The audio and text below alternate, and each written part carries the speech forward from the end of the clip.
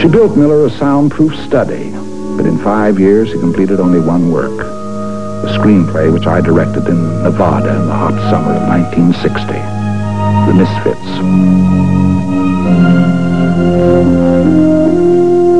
In the production, Marilyn played opposite a lifelong hero and father image, Clark Gable, the old king, whose last picture this would be. There were moments of playful tenderness.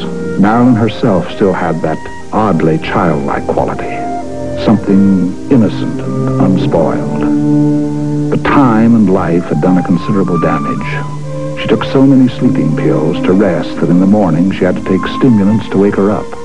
And this ravaged the girl. She broke down, and I had to send her to a hospital for a week before we could go on with the shooting.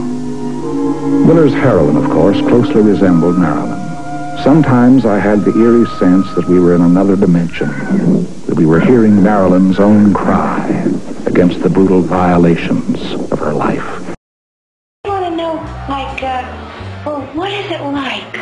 And you know, you try to explain it to, I don't want to disillusion them in too many areas and say, sometimes it's nearly impossible.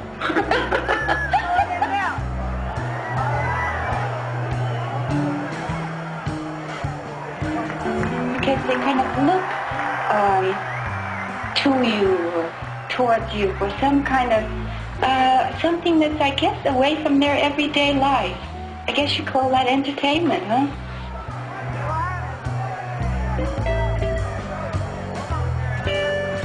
Sometimes it makes you a little bit sad because, you'd like to be, it's nice to be included in people's fantasies, but like when you meet somebody, you also like to be accepted for your own values at that given time. Well, I know I've been invited places to sort of, kind of brighten up a dinner table. And I find that I can have a real kind of pleasure even. And when I know I was really it's sort of like being a musician. You're invited, so you'll play the piano.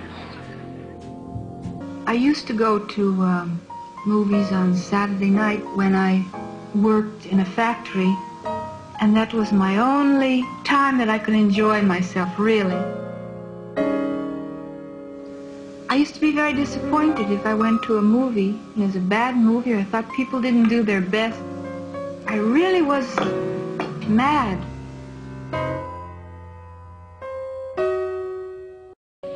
I have feelings, or some days when there are certain things, some scenes that I have to act that I feel there's a lot of responsibility towards that scene, towards the meaning of what's to go into the scene.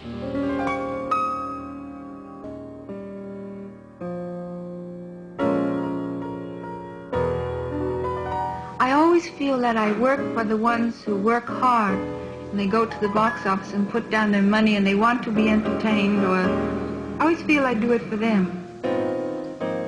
When the camera starts until it stops, that moment I want to be perfect. As perfect as I can make it.